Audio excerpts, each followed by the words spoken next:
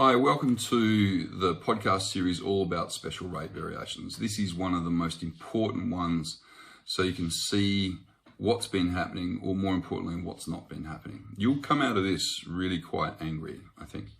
So my name's Stephen Gates. I'm the president of the Port Macquarie Hastings Community Against Ratepayer Exploitation. We've developed and presented this podcast series for you. In full disclosure, I'm also running as mayor in the current election. Any political advertising in this podcast has been authorised by Stephen Gates. So to understand special rate variations, each year rates increase by what's known as the rate peg, usually about 2%. If council wants more money, it can go to IPART, or the old section 508, and apply for a special rate variation, which is in essence an increase over and above what it normally gets through a rate peg.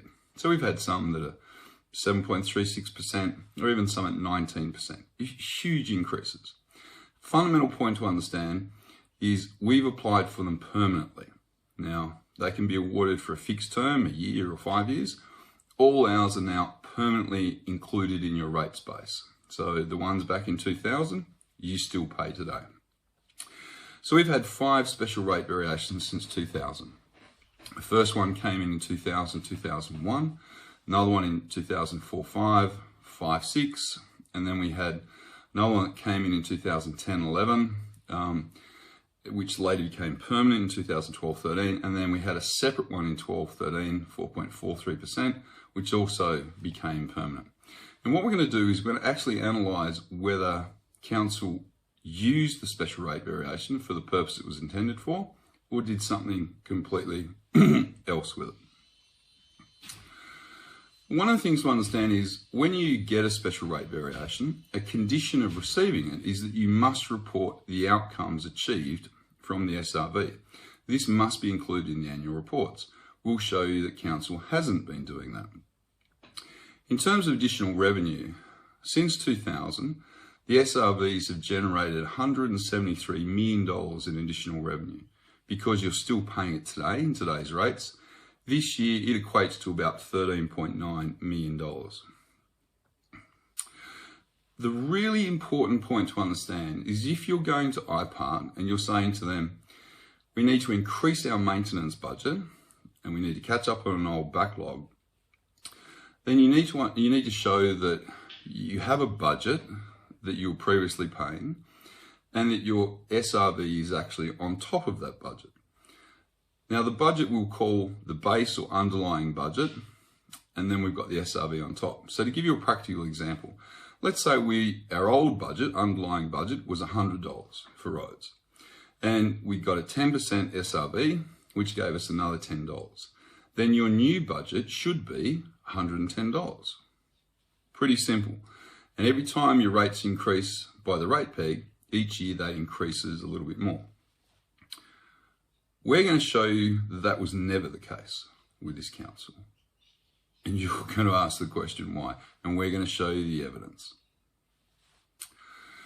So in terms of brief summary, just to get you hooked on where we're going to go with this, what we'll show you is that up to $56 million of the special rate variation was diverted not to roads or parks, but to the glasshouse. This old white elephant again. Glasshouse reappears. We're going to show you that the underlying budget was actually slashed either before or soon after the special rate variation came in. In fact, we'll show you now that the complete underlying budget for sealed roads is gone. It's just funded by special rate variation, and you'll see it really clearly. We'll show you that they haven't reported it for 10 years. In fact, in some annual reports, you can't even find a reference to it. We'll show you that as soon as the 10 years hits, council's no longer using that special rate variation funds for the purpose it was originally intended for. We'll show you that the $19 million a year that they've been putting into external and internal reserves, you'll remember the $347 million that council has sitting in the bank, is largely being funded by cutting the budgets and special rate variations.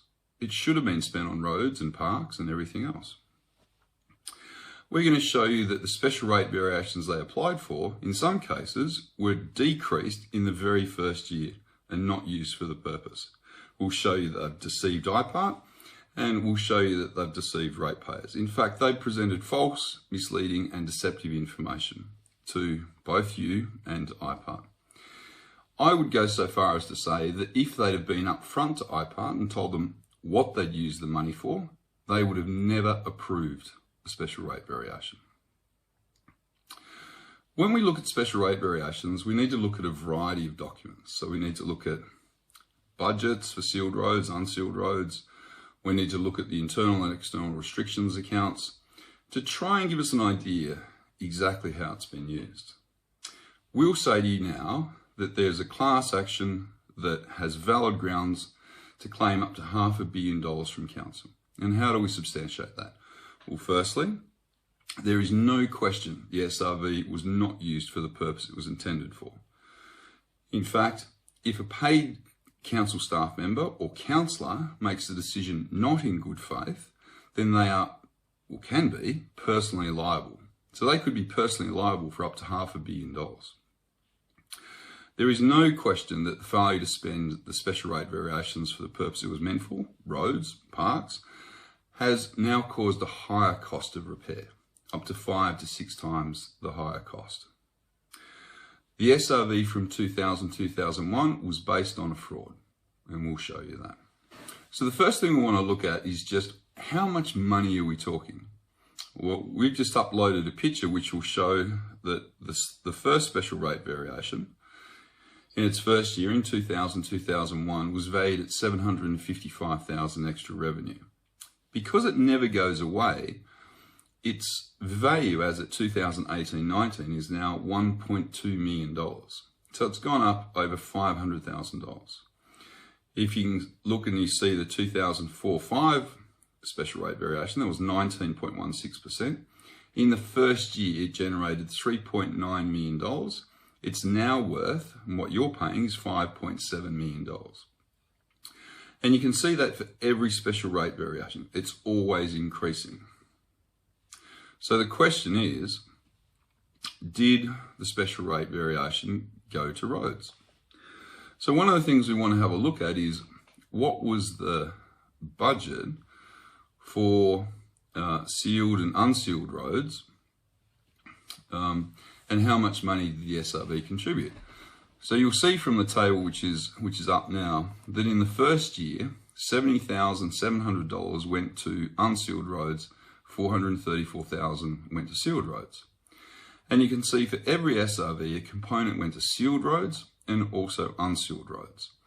So if we total it up, you can see it at the bottom in yellow, then the total increase just from special rate variations since 2000 for unsealed roads was $1.19 million. For sealed roads, it's $4 million. If we have a look at the budget for bridges, then remember how we talked about the underlying budget? Okay, so before 2000 was the underlying budget. So in 1998-99, the underlying budget for bridges was $592,000. You might ask the question, why in 2016-17 was it $135,000 for a whole year? $457,000 less than the underlying budget pre-SRV. It should have increased. It didn't. If we look at the next table, this is an analysis for sealed roads. So you'll see at the bottom table, sealed roads budget pre-SRV, so the underlying budget for 98-99 was $4 million. If you look in 2014-15, you'll see that the budget decreased. It's now $3.2 million, or $800,000 less than what it was before we ever had a special rate variation. So what was the SRV amount that came in at that financial year? Well, we know, because we've calculated, it was just over $4 million.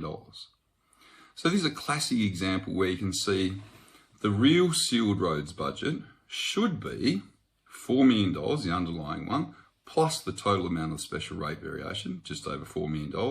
It'd be $8 million in 2014-15, but it's not. It's some $4.8 million less than what it should be. which is just appalling. But who's telling you this? If we take a look at the next slide, you can see we're talking about the unsealed roads budget. So what we can see here is the average budget before the SRVs came in 2000 was $845,000 a year. Now this should have increased because we had special rate variation funding expressly for unsealed roads. What you can see is the average between 2004 and 2010 was $665,000. That's $180,000 less than the budget before we had any special rate variation. If we look at what extra money the SRV gave in 2010-11, it gave an additional $692,470. So that $692 should have been added to the underlying budget before the SRV, which would come in at $1.5 million. You can also see that the lowest amount for the unsealed roads budget was in 2004-05, and it was $571,580. How on earth can that be the case? Your pre-SRV budget was $845. It's dropped by just under $300,000. It's appalling. Let's have a look at the real reasons that council applied for special rate variations. They've told you it's for roads. Well, we've already shown you that they've cut the budgets. It's just an indictment. So why did they apply for it? Did they actually need the money? Well, what happened at the point in time around 2000 was the glass house. And this started back before 2000, and then it was built at phenomenal cost. It ended up being the biggest white elephant and still continues to be. And then, so we needed extra funds for that. Now, interestingly, in 2008-9, council lost a dodgy investment through CDOs, collateralized debt obligations. It lost $14 million from its investments. So if it lost that in 2008-9, we had another SRV increase applied for in 2010-11. We know where the money went. So the question is, did they report every year in their annual report the special rate variation outcomes? Well, we know they didn't. So in the annual reports of 2014-15 and 15-16, there should have been the outcomes reported from the special rate variations in 2004-5 and 5-6. It didn't do it. In fact, from the annual report from 2012-13 onwards, there is no mention of those two earlier SRVs. That's directly inconsistent with the requirement to report for 10 years. And now what we find in the current annual reports is they just give you a total figure. You have no idea what they achieved. They just say, we spent this amount of money in total. And that's an absolute joke. And it's because council do not want to be held accountable. It's pure and simple. So part of the question is, are they still using a special rate variation when it goes beyond the 10-year reporting period? And the answer is no, quite simply. And if I present the picture, which is before you now, which is an extract from the 2011-12 special rate variation application to IPART, you will see there at 2.4 and put in bold, it says, for the duration of this variation, the additional income will be utilised. Really important words, for the duration of this variation. So that says that they have no intention of using it beyond 10 years. We also know this from analysing how they've used the SRVs in the past. For example, the SRVs funded 1 in 10-year gravel resheeting for unsealed roads. That SRV stopped in about 2014-15 or 15-16. In 2018, council introduced a new policy, which was gravel resheeting for once in every 115 years. Not 1 in 10, 115. So where the SRV money go that was funding gravel resheeting for rural roads? It's gone. It's been used for dog parks. It's been used for wharves. It's been used for anything it wants. And you as the ratepayer are now stuck with a debt burden because those roads are still deteriorating. Money's no longer there. So where's it going to come from? You're going to be asked to pay more money. It's an absolute rot. I'm just going to quickly bring up a couple of graphs. Now this shows, the first one is the amount of resealing shortfall for sealed roads. It's a bar chart. You can see the orange bar charts are the target kilometres. Now that's 10% a year. It's about 87.5 Ks. The blue column shows the amount they actually did in that year. Now this was funded through special rate variation because you're getting more maintenance. You can see in 2009-10, zero. We did zero resealing of roads. And you still have a target of 87.5 kilometres? That's ridiculous. You can see in 2011-12, it did a tiny amount. It was actually 1.79%. And the next one is 6%. The next one is 4%. Never do they achieve their 10%. And what's more important is they never make up the lost distance. So you'd expect a competent manager in 2009-10 didn't do 10%, so didn't do 87.5 Ks. In the next financial year, they did double that. Well, it never happened, and they never did. And you wonder why your roads are so bad. If we look at the next bar chart, this is about unsealed roads. Again, you can see the actual spend in the orange columns, and you can see what the spend should have been with a special rate variation. And what's apparent is that the actual spend was more before the special rate variation came in. Once it came in, we started this big descent downwards, and it took until financial year 2011 to come back up to the pre-SRV level of spending. This is despite hundreds of thousands and millions of dollars in SRV funding. It was never spent. They cut the budgets. They're a pack of bastards. So the next pitch we're going to bring up for you to have a look at is the summary of the summary spend for sealed roads and budgets by year. So the first one is sealed roads, and you can see in 1998-99 they spent just over $4 million. Notice how in the next year it dropped to 2.8, and then the next year it dropped to 3.5 million. If you go along that column and you have a look at 2014-15, we've gone to $3.2 million. How on earth can this be possible when your SRV is adding additional income? Simple answer, it never was. It was taken and used somewhere else. Bridges, exactly the same. Pre-SRV, 592,000. Have a look at 2004-5, 288,000. Have a look in 2015-16, 135,000. It's just ridiculous. If we then go and have a look at the next chart, well, this simply shows the unsealed roads spend budget, and it's extracted an actual from the annual reports. So you can see before 2000, it was at $849,000. Have a look to the right and you'll see 2004-5, it became $571,000. The next year, $689,000. The next year, 06-07, $623,000. How is this possible when you had so much money from SRVs? It's impossible. They used it for the wrong purpose or they cut the budget. Either way, they're guilty as hell. The next thing I want to talk about is, are our roads getting better? Clearly not. So this is an extract from Special Schedule 7 in the financial accounts, part of the annual reports. And what it shows for unsealed roads, which is in the second line down, it says the estimated cost to bring the asset to a satisfactory standard. Now, satisfactory is not good nor bad, it's just okay. $26 million is required. You go across three columns and you'll see the required maintenance and the actual maintenance. They spent 3.7, even though it needed 26 million. But go to two columns across and it has gross replacement cost. Now this is the cost to replace the roads. And you'll see there it's cost $25 million.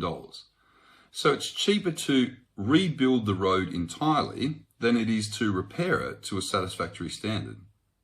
Are you serious? Who's doing these documents? Have they got a financial degree? How come this is not getting picked up by councillors, and how come it's not being addressed?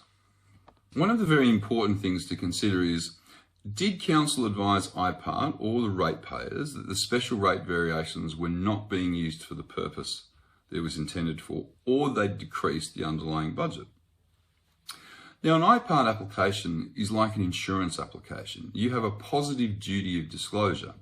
In fact, one of the questions that's asked in section 8 in the IPART application is, did you have previous special rate variations?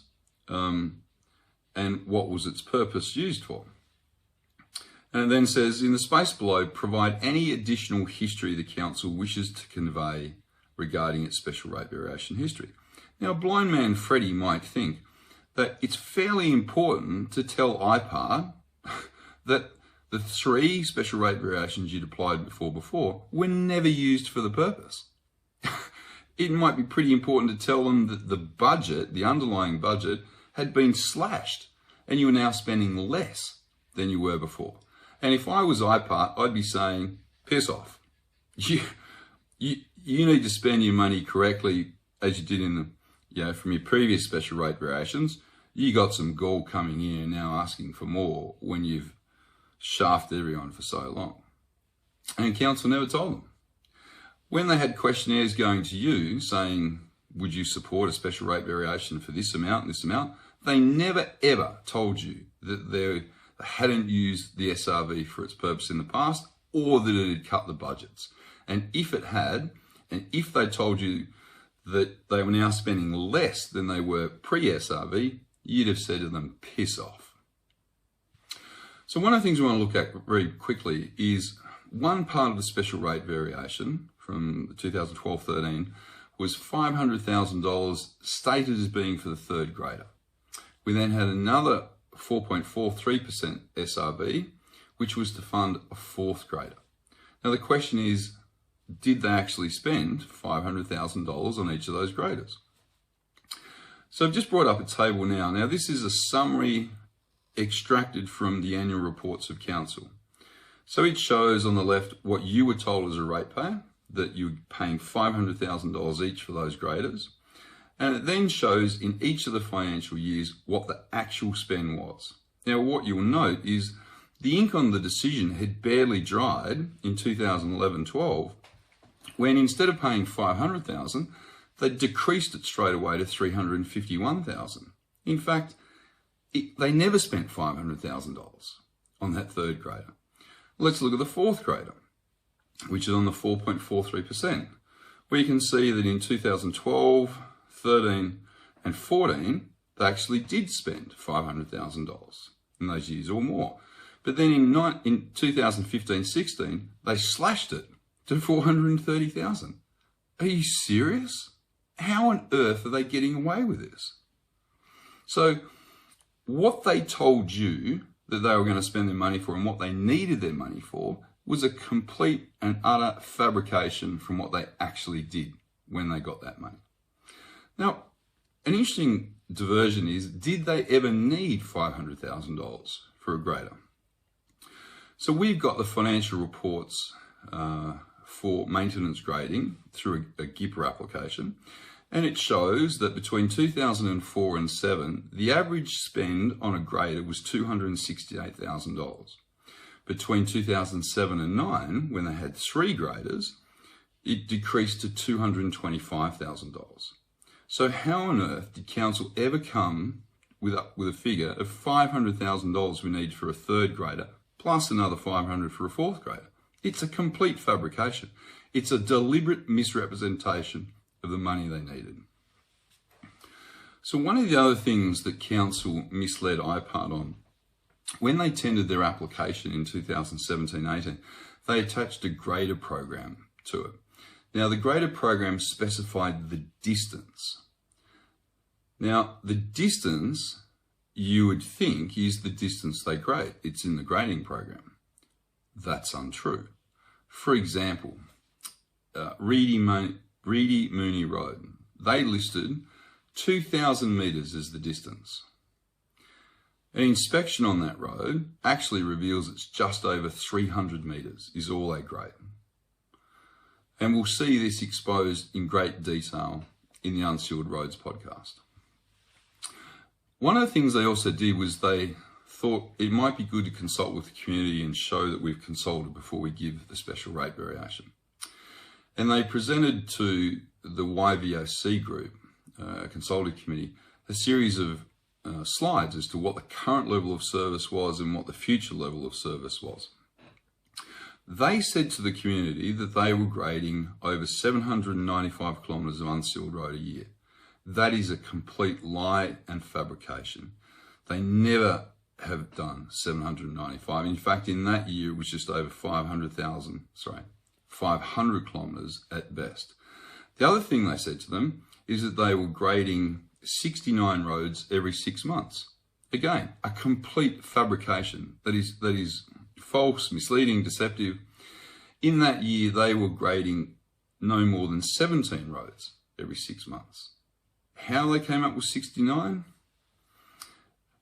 The problem is, when you go and consult, there must be some validity and objectivity to the information. You can't present people with false information and then rely upon their decision based on the false information in support of a case for a special rate variation. So the very basis of their application is fundamentally flawed. So the question for you at the end of this, having seen the evidence about how it's been used and the amounts, is to say, is Port Macquarie Hastings Council competent? Is it corrupt? Or do they just don't care? You also need to ask the question why any of the elected council bodies since 2000 haven't told you what they spent their money on and why they cut their budgets. They haven't come to you and said, this is why we took $19 million out of operating budgets and put it into reserves, when you can see that the unsealed roads and sealed roads haven't had sufficient money spent on it. You've got to ask the question why the managers are still even employed by council and haven't been terminated for this. This goes to the heart of the question of integrity and honesty. The next question to ask is, where the hell is the accountability and oversight of this? What is IPART doing? How is it basing its decisions? Obviously not on the facts. Where's the Office of the Local Government holding councils to account? Why should it be a ratepayer that exposes their fraud and deception? What is the Minister for Local Government doing? How are we as ratepayers in this region expected to hold council to account when the senior bodies and specific departments can't even do that? It's an absolute disgrace. The money needs to be returned, the rates need to be cut immediately, and council need to cough up $500 million and give it back to the ratepayers that you stole it from.